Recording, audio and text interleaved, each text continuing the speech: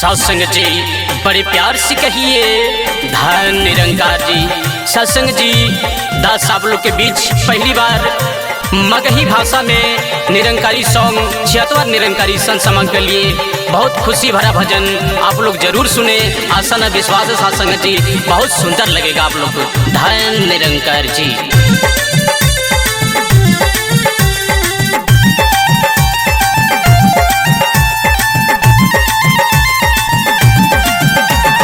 हमरो के चढ़ावा पिया हरियाणा के गाड़ी हम हो जाइबे। हमरो के चढ़ावा पिया हरियाणा के गाड़ी हम हो जाइबे। हाँ हाँ हम हो जाइबे। समागम निरंकारी हम हो जाइबे। समागम निरंकारी हम हो जाइबे। संत संगे मिली जुली करबै से बातारी हम हो जाइबे। संत संगे मिली जुली करबै से बातारी हम हो जाइबे। हाँ हाँ हम हो जाइबे। समागम निरंकारी हम हो जाइबे। समागम निरंकारी हम हो जाइबे।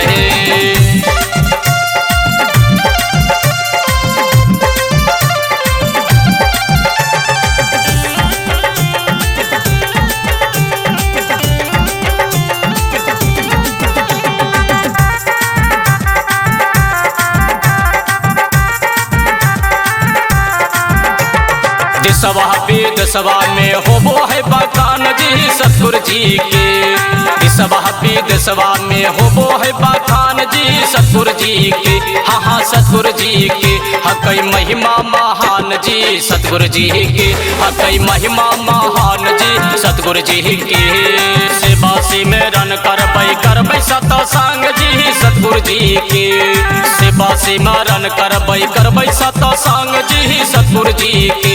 हाँ हाँ सतगुरु जी के। पिया करबै दर्शन जी सतगुरु जी के। पिया करबै दर्शन जी सतगुरु जी के।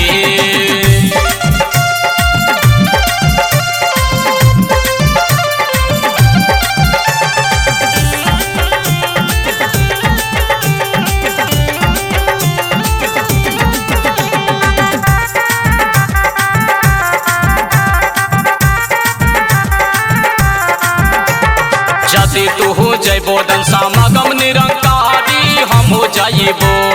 यदि तू हो जइबो दन समागम निरंकारी हम हो जाइबो। हाँ हाँ हम हो जाइबो।